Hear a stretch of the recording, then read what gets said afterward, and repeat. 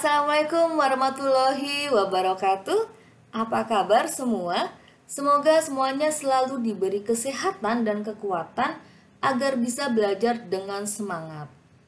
Pada pembelajaran hari ini, kita akan memulai program intensif persiapan ujian madrasah atau ujian sekolah, mata pelajaran IPS bersama Miss Soraya dengan pembahasan keruangan dan konektivitas.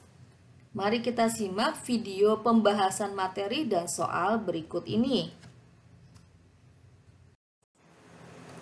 Materi pembahasannya antara lain konektivitas antar ruang dan waktu, letak dan luas Indonesia, pengelolaan sumber daya alam, dan peta. Konektivitas antar ruang dan waktu. Pengertian ruang dan interaksi antar ruang. Secara umum, pengertian ruang adalah tempat di muka bumi, baik secara keseluruhan maupun hanya sebagian yang digunakan oleh makhluk hidup untuk tinggal. Ruang dapat dimanfaatkan untuk melakukan kegiatan individu atau kelompok, serta tempat menjalin interaksi dengan individu ataupun kelompok lain. Interaksi antar ruang terjadi pada wilayah Indonesia yang memiliki beraneka ragam bentuk muka bumi. Maka, masyarakat bermata pencaharian sesuai dengan kondisi di wilayahnya.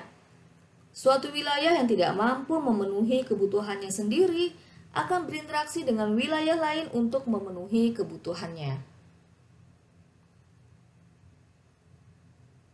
Faktor terjadinya interaksi antar ruang adalah saling melengkapi, complementarity.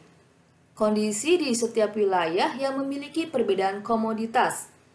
Suatu wilayah dapat memenuhi kebutuhan komoditas dengan mendatangkan komoditas dari wilayah lain. Kesempatan antara intervening opportunity. Suatu wilayah yang menawarkan alternatif lebih baik sebagai sumber atau tujuan interaksi. Kemudahan transferability, adanya kemudahan akses pemindahan barang, manusia, atau informasi. Kondisi ini terkait dengan infrastruktur dan sarana prasarana penghubung antar ruang, misalnya jalan, sarana transportasi, dan komunikasi. Perubahan-perubahan yang terjadi akibat interaksi antar ruang antara lain adalah berkembangnya pusat-pusat pertumbuhan, perubahan penggunaan lahan, perubahan orientasi mata pencaharian, berkembangnya sarana dan prasarana, adanya perubahan sosial dan budaya, dan berubahnya komposisi penduduk. Letak dan luas Indonesia. Letak astronomis Indonesia. Letak astronomis adalah letak suatu tempat berdasarkan koordinat garis lintang dan garis bujurnya. Letak astronomis Indonesia adalah 6 derajat lintang utara sampai 11 derajat lintang selatan dan 95 derajat bujur timur sampai 141 derajat bujur timur. Pengaruh letak astronomis terhadap Indonesia adalah Indonesia beriklim tropis dan wilayah Indonesia terbagi atas 3 wilayah yaitu waktu Indonesia Barat, waktu Indonesia Tengah, dan waktu Indonesia Timur. Letak geografis Indonesia. Letak geografis yaitu letak suatu tempat dari kenyataannya di muka bumi atau letak suatu tempat dalam kaitannya dengan daerah lain di sekitarnya. Secara geografis, wilayah Indonesia terletak di antara 2 benua, yaitu benua Asia dan benua Australia, dan 2 samudra, yaitu Samudra Hindia dan Samudra Pasifik. Dampak dari letak geografis Indonesia adalah Indonesia memiliki 2 musim, yaitu musim hujan dan musim kemarau.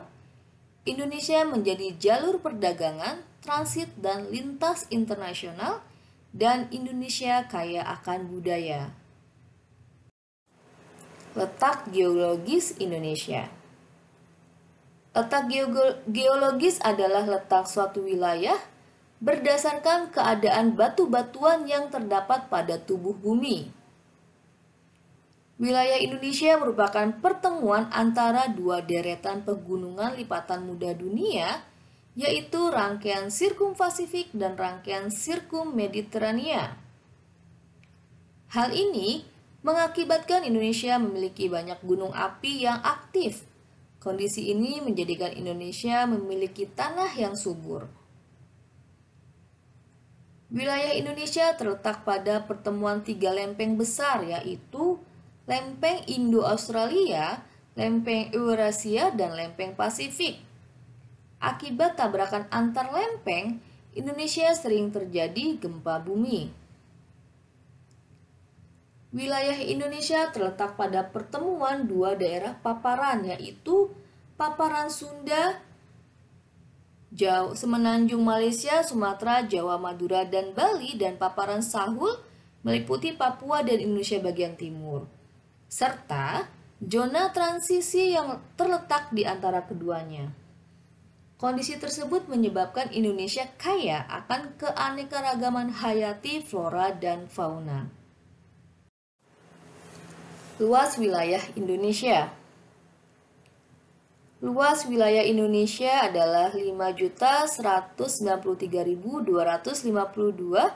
km persegi, yang terbagi menjadi wilayah daratan dan wilayah lautan. Perbandingan antara luas wilayah daratan dan lautan Indonesia adalah 2:3. Luas laut Indonesia.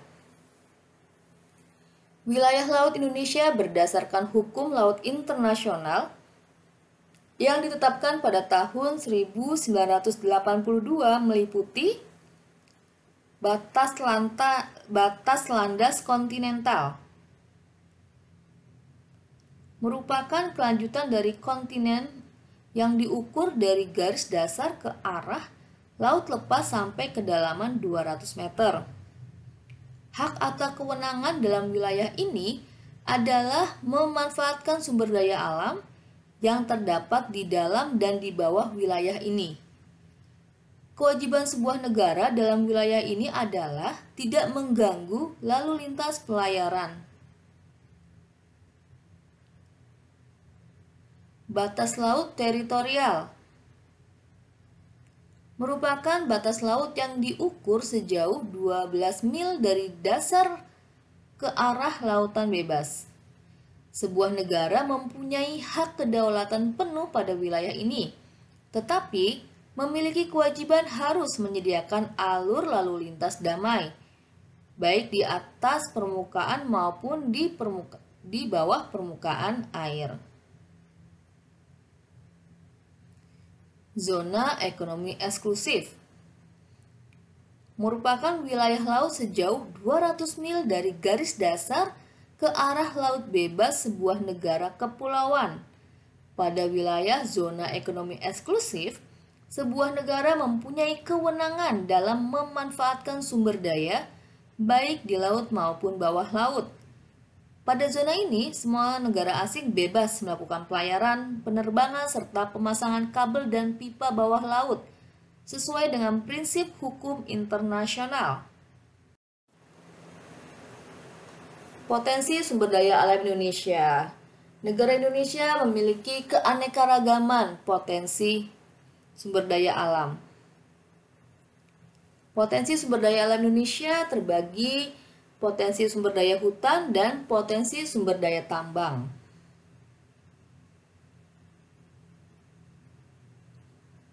Potensi sumber daya tambang antara lain batu bara, emas, dan bauksit.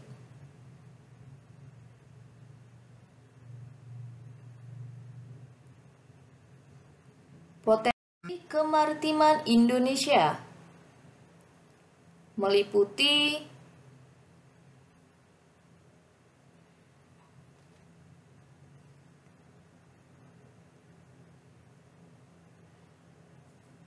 terumbu karang, mangrove, dan perikanan.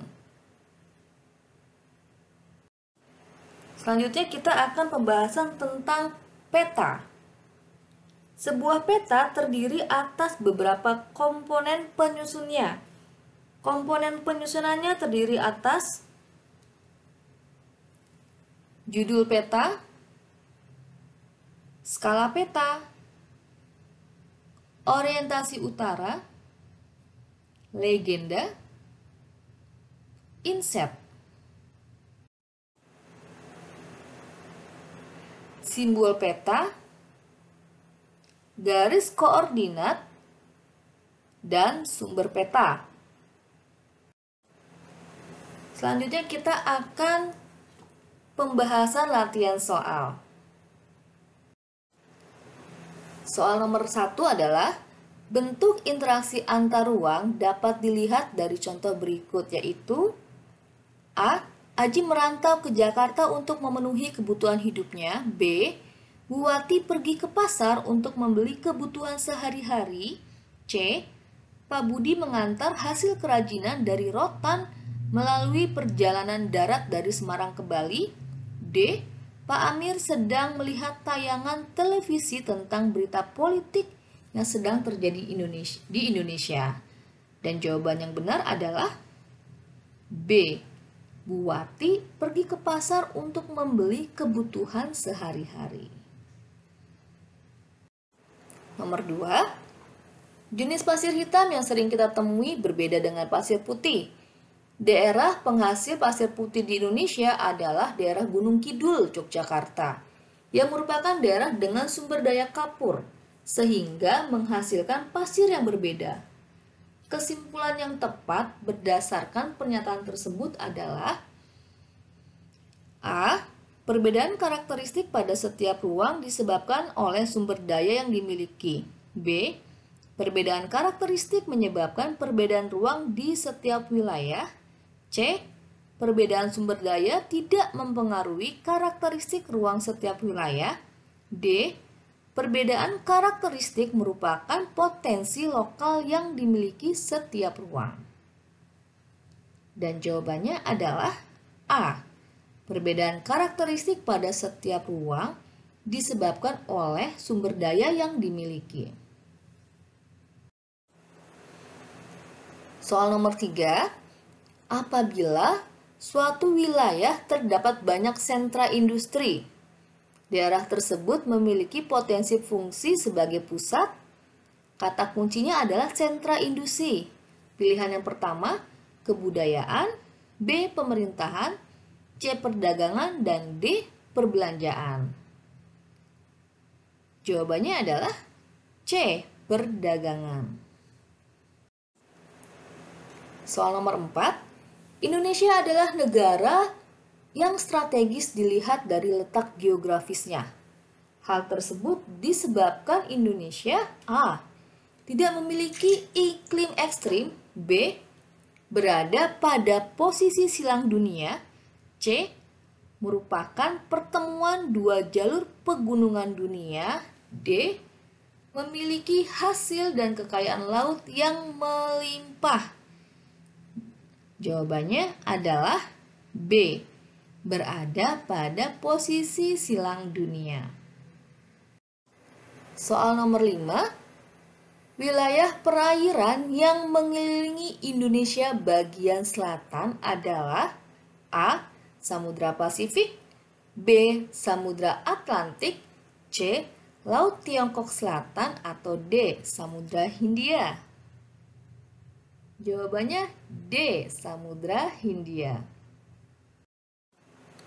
Soal nomor 6, secara geologis, wilayah Indonesia dikelilingi jalur pegunungan lipatan muda dunia. Secara proses pembentukan alam, kondisi geologis tersebut menyebabkan A. Indonesia memiliki tanah yang subur, B. Terbentuknya mineral alam dan bahan tambang Indonesia, C. Indonesia memiliki potensi gempa bumi di sekitar jalur lipatan, D. Banyak terbentuk jalur pegunungan aktif Indonesia. Jawabannya adalah D. Banyak terbentuk jalur pegunungan aktif di Indonesia. Soal nomor 7. Hutan di Indonesia berfungsi sebagai paru-paru dunia. Maksud dari pernyataan paru-paru dunia adalah A. Mengatur iklim yang ada di seluruh dunia. B. Memproduksi oksigen dan menyerap karbon dioksida. C. Menyerap radiasi sinar ultraviolet dari matahari. D. Memproduksi karbon dioksida dari tumbuh-tumbuhan. Jawabannya B. Paru-paru dunia adalah memproduksi oksigen dan menyerap karbon dioksida. Soal nomor 8. Kelestarian hutan mangrove sangat penting karena selain berdampak positif pada lingkungan juga mendatangkan nilai ekonomis yang cukup besar. Nilai ekonomis yang berasal dari hutan mangrove antara lain A. Menyediakan sumber kayu, makanan, dan obat-obatan. B. Melindungi dari bencana alam seperti angin topan, abrasi, badai, dan tsunami. C. Menahan endapan lumpur agar laut tidak masuk ke daratan. D. Menjadi pusat pengembangan habitat satwa langka di laut. Jawabannya A. Nilai ekonomis yang berasal dari hutan mangrove antara lain menyediakan sumber kayu, makanan, dan obat-obatan. Nomor 9. Jika kamu akan bepergian keluar kota, dengan terlebih dahulu melihat sebuah peta, maka kamu menggunakan peta untuk A. Mencari lokasi suatu wilayah. B. Menentukan arah dan jarak suatu tempat. C. Memberikan gambaran sosial suatu wilayah. D. Mengetahui bentuk wilayah di permukaan. Jawabannya B. Menentukan arah dan jarak suatu tempat. Dan yang terakhir nomor 10. Unsur inset pada peta menunjukkan A. Posisi daerah yang dipetakan. B. Informasi-informasi pada peta. C.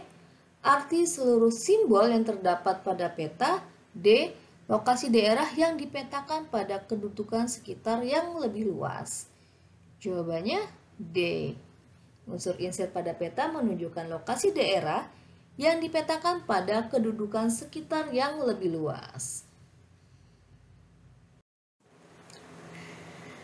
Nah, terima kasih telah menyimak video pembahasan materi dan soal-soal mengenai keruangan dan konektivitas. Semoga mudah dipahami dan sampai jumpa pada video pembelajaran selanjutnya. Wassalamualaikum warahmatullahi wabarakatuh.